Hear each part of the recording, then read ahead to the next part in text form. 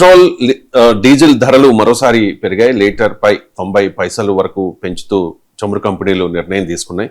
Professor గారు, ఈ వారంలో ఇది రెండవసారి పెట్రోల్ ధరలు పెరగడం. మొదటిసారి 3 రూపాయల వరకు పెరిగింది 1 లీటర్ పై, ఇప్పుడేమో 90 పైసలు పెరగడం.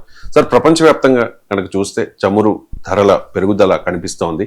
ఈ సమయంలో పెట్రోల్ ధరల పెరుగుదలను ఏ రకంగా చూడాలి? అంటే మీకు ప్రపంచ మార్కెట్లో ధరలు పెరిగితే అర్థం చేసుకోవచ్చు. ఎందుకంటే మన దేశంలో ఇంపోర్ట్ డిపెండెన్సీ 88.6%.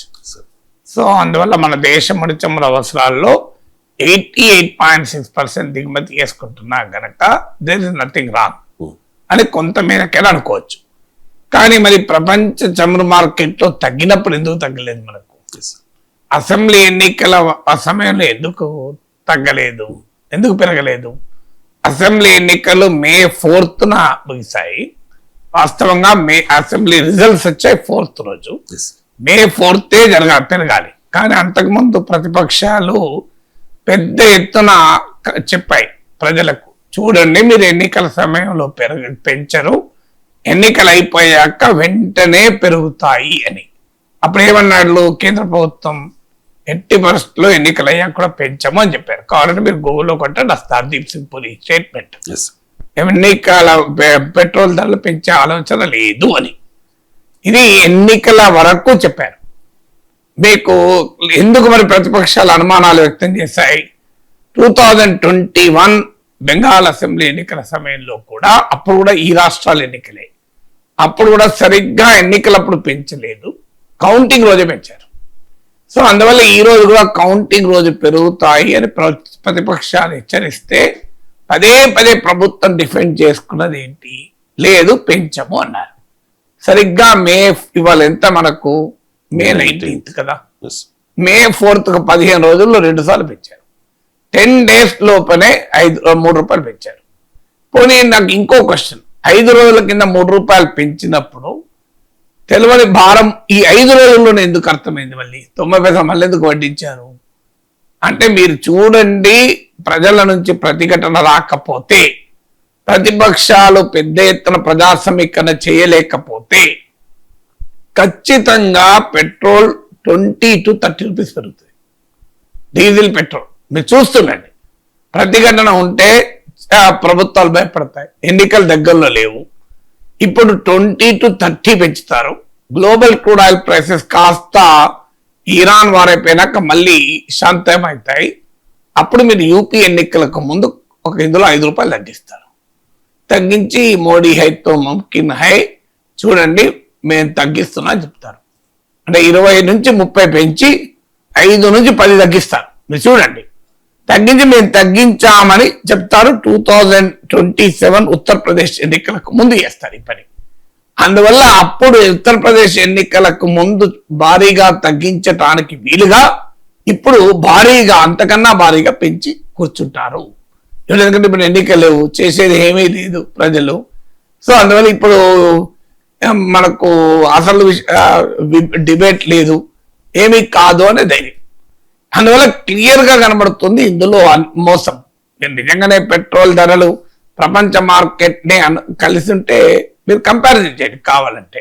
2014లో ఇప్పుడున్న ధరే ఉంది ఆల్మోస్ట్ $108. ఇప్పుడు కూడా $105 to 110 మధ్యలో ఉంది. మీరు ఆ రోజు పెట్రోల్ ధర ఢిల్లీలో 70 రూపీస్, హైదరాబాద్ లో కాస్త డిఫరెంట్ 3-4 రూపాయలు దాటి ఉండొచ్చు. అంటే ఇండియాలో 72 రూపీస్. ఇవాళ కూడా same global crude oil price అంతే ఉంది. ఎందుకు మరి ఇప్పుడు ఇంత రేటు పెరుగుతోంది? నియర్లీ మీకు 60%, 60% ఎబో కదా. ఎందుకంటే దీనికి ఆన్సర్ ఉండాలి కదా. ఇక మధ్యలోనైతే భారీగా పడిపోయింది. అదంతేందుకు మీకు February 28 ముందు $70 per barrel ఉన్నాయి.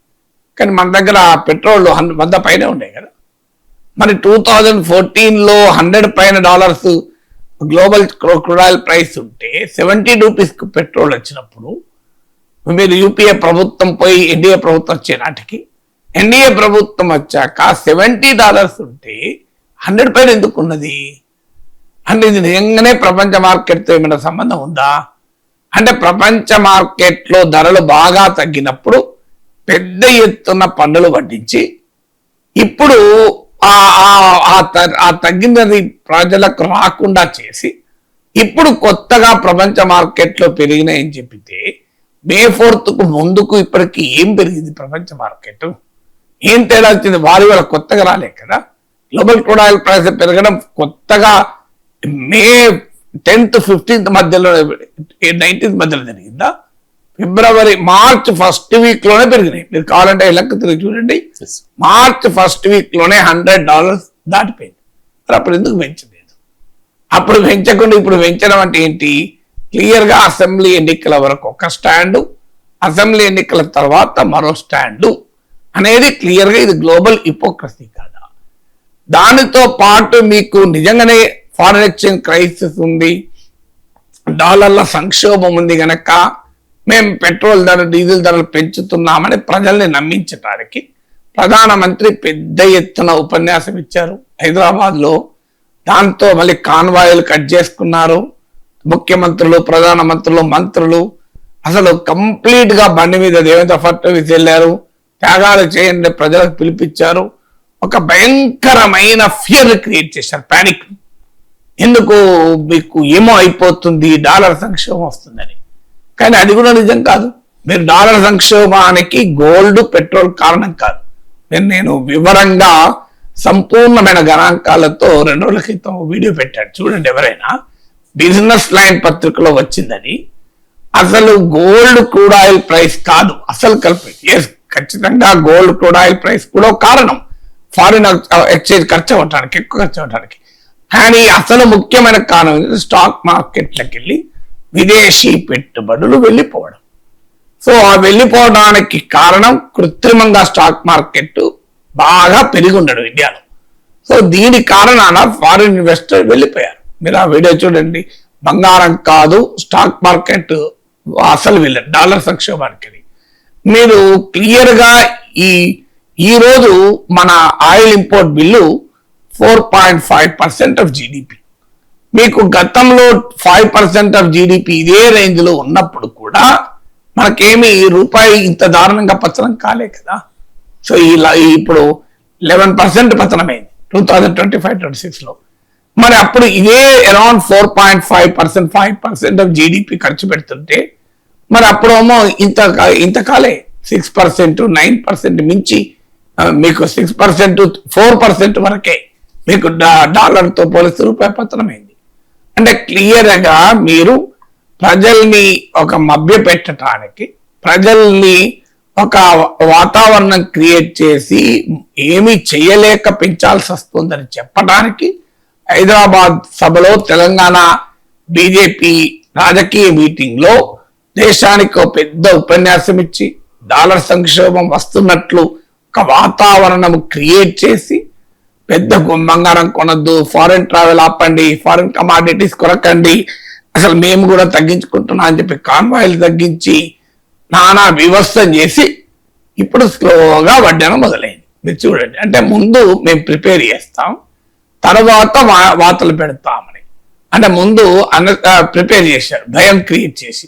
భయం అయిన తర్వాత ఏం చేస్తాం మనం? వెంటనే ఓకే అంటాం. ఇది ఇప్పుడు నేను ఇది చేయకపోతే ఇది ప్రమాదం వస్తుందన్నాక ఎవరైనా మనిషే కదా. అందువల్ల ఇది క్లియర్ ఒక ట్రాప్ మనకు కనబడుతోంది. నిజంగా ఇండియాలో ఫారెన్ ఎక్స్చేంజ్ క్రైసిస్ ఉందా? ఇలా $691.11 బిలియన్ ఫారెన్ ఎక్స్చేంజ్. సో ఇది కన్జర్వేటివ్ ఎస్టిమేట్స్ ప్రకారం కూడా ఎస్బీఐ రీసెర్చ్ ప్రకారం 8 months ఆఫ్ ఇంపోర్ట్ బిల్లు సరిపోతుంది. కొన్ని అంచనాల ప్రకారం అయితే 11 months ఆఫ్ ఇంపోర్ట్ బిల్లు కూడా సరిపోతుంది. మరి ఎందుకు మీరు లేని ఫారెన్ ఎక్స్చేంజ్ ఈ 2 నెలల్లో $38 బిలియన్ తగ్గిన మాట నిజం. గోల్డ్ ఇంపోర్ట్ బిల్ పెరిగిన మాట నిజం. 1.3% ఆఫ్ జీడిపి నుంచి 2% ఆఫ్ జీడిపి అయింది. మీకు ఆయిల్ ఇంపోర్ట్ బిల్లు పెరిగిన మాట నిజం. కానీ అది చూపెట్టి అసలు ఏదో ప్రపంచమే మునిగిపోతున్నట్లుగా ఒక వాతావరణం క్రియేట్ చేసి దానికి ప్రభుత్వంలో ఉన్న వాళ్ళు త్యాగాలు చేస్తున్నట్లు ఒక నటన చేసి ఇప్పుడు పెద్ద ఎత్తున పట్టిస్తున్నారు. మీకు చూడండి, ఇప్పుడు కాన్వాయిలు తగ్గించుకుంటున్నారు. ఫారిన్ ట్రావెల్ నిన్నగాక మొన్న ఆంధ్రప్రదేశ్ మంత్రులు సింగపూర్ వెళ్ళారు. అప్పుడు మరి ఫారెన్ ఎక్స్చేంజ్ ఖర్చు కాలేదా? రూపాయల ఖర్చు పెట్టారా? ఎన్ని రోజుల కిందండి ఈ వార్ స్టార్ట్ అయినాకనే వెళ్ళారు కదా. మన ఇప్పుడు గ్లోబల్ ఆయిల్ ప్రైసెస్ ఎక్కువనే ఉన్నాయి కదా. మోడీ హైదరాబాద్ స్పీచ్ తోనే భారతదేశానికి డాలర్ సంక్షేమం అర్థమైందా? అంటే ఈ పొలిటికల్ గా ఒక వాతావరణం క్రియేట్ చేసి అయిపోయింది. మోడీ లాంటి వారు ఏం చేస్తారు, 2 కార్లకు పరిమితం అయ్యాడు, ఇక మన తప్పుతుందా పెట్రోల్ డీజిల్ పెట్రోల్ ఉంటున్నారు. సో దీనికి ఇంకొక పాయింట్ కూడా, ఇది నిజంగానే గ్లోబల్ మార్కెట్ ఒక్క దాని వలన జరుగుతుందా? నేను ఇంతకుముందు చెప్పినట్టు 2014తో పోల్చిన ధరలు ఉన్నాయి. ఇప్పటికి కూడా మీకు మధ్యలో అయితే సగానికి సగం పడిపోయింది. మీకు 2013 ఆ ప్రాంతంలో $140 పర్ బ్యారెల్ ఉండే కదా. అప్పుడు ఇంత ఫారిన్ ఎక్స్చేంజ్ రిజర్వ్స్ కూడా లేవు కదా. మరి ఇంత ఫారిన్ ఎక్స్చేంజ్ రిజర్వ్స్ లేనప్పుడు కూడా $140 పర్ బ్యారెల్ ఉన్నా మరి ఈ ప్రైస్ లేదు ఎప్పుడు. మరి అప్పుడు యూపీఏ ప్రభుత్వంలో ఉన్నప్పుడు $140 పర్ బ్యారెల్ అయింది. మరి వాళ్ళు ఇంత రేట్ పెట్టలేదే, $70 ఉంది కదా పెట్రోలు. మరి ఇప్పుడే ఎందుకు ఎక్కువ అవుతోంది? దీనికి ఆన్సర్ లేదు. సో మీకు గవర్నమెంట్ ఫెయిల్యూర్స్ ఇక్కడ మనం చెప్పాలి. 2014లో మన ఇంపోర్ట్ డిపెండెన్సీ 77.6%. ఇవాళ మన ఇంపోర్ట్ డిపెండెన్సీ 88.6%. చూడు ఎంత తేడా ఉందో చూడండి. మరి 11% వరకు మనము దిగుమతుల పైన ఆధారపడడం పెరగడానికి ప్రభుత్వ పాలసీ ఫెయిల్యూర్ కాదా? ఎందుకంటే ఒకప్పుడు మనకు ప్లానింగ్ కమిషన్ ఉండే, అందులో ఎన్ని లోపాలున్నా ఏదో కొంత ప్లానింగ్ జరిగేది. ఇప్పుడు ఆ ప్లానింగ్ లేదు. కంప్లీట్ గా ప్లానింగ్ అబాండన్ చేసి నీతి ఆయోగ్ ఒక కార్పొరేట్ స్టైల్ సంస్థలను పెట్టారు. అది ఏం చేస్తుందో తెలియదు. ఎక్కడన్నా ప్లానింగ్ కనబడ్డదా? ఒక మోడీ రివ్యూ, మన పెట్రోల్లో ఇంపోర్ట్ డిపెండెన్సీ తగ్గించుకోవాలి, మనము విదేశాలను దిగుమతులు తగ్గించుకోవాలని ఈ 12 ఏళ్లలో పెట్టి ఎక్స్ప్లోరేషన్ ప్రొడక్షన్ పెంచడానికి చేసిన కృషి మీరు ఎప్పుడన్నా విన్నారా? ఒక సీరియస్ కృషి. అలాగే మీకు స్ట్రాటజిక్ ఆయిల్ రిజర్వ్స్ అంటారు, వ్యూహాత్మక చమురు నిల్వలు. ఇది ఇంటర్నేషనల్ బెంచ్ మార్క్ 90 days ఉండాలి. ఇవాళ మన పరిస్థితి ఏంటి? 10 days లోపలే ఉన్నాయి. మనకు ఉన్న నిల్వలు కూడా 64% నింపున్నాయి, మిగతా నింపేలేవు. దీనికి కారణం ఇది. ఇవాళ ఇందులో ఎడిటోర్లు వచ్చి చూడండి, స్ట్రాటజిక్ ఆయిల్ రిజర్వ్స్ లో మన వైఫల్యాలు ఏంటని. మరి ఆ పరిస్థితి మనం తెచ్చుకున్న తర్వాత ప్రభుత్వ వైఫల్యాల్ని ప్రజల పైన నెట్టడం ఎందుకు? ప్రభుత్వము పన్నులు పెంచి అది ప్రపంచ మార్కెట్ పైన నెట్టడం ఎందుకు? ఇదంతా చేస్తూ అది కూడా ఎన్నికల సమయంలో మేము పెంచమని చెప్పి ఎన్నికలైన తర్వాతనే భారీగా వడ్డనేందుకు? యుద్ధం స్టార్ట్ అయ్యి మీకు 3 నెలలు అయితే 2.5 నెలలు దాటిపోతే సడన్ గా ఇప్పుడే మేల్కొని భారీగా వడ్డనేందుకు? దీనికి ఆన్సర్లు ఉండాలి కదా. అందువల్ల ఇది ఖచ్చితంగా రాజకీయ దాడి, రాజకీయ గారడి. ఇది భారీగా మీరు ఎవరమో మనం ప్రతిఘటించకపోతే 20 to 30 రూపీస్ పెరుగుతుంది. అసలు ఇప్పటికే కాస్ట్ ఆఫ్ ఇన్ఫ్లేషన్ భారీగా పెరిగింది. మీకు హోల్సేల్ ఇన్ఫ్లేషన్ రికార్డు లెవెల్లో ఉంది, 8.89% ఉంది. ఇంకా ప్రజల జీవితాలు దుర్భరం అయితే రెసిస్ట్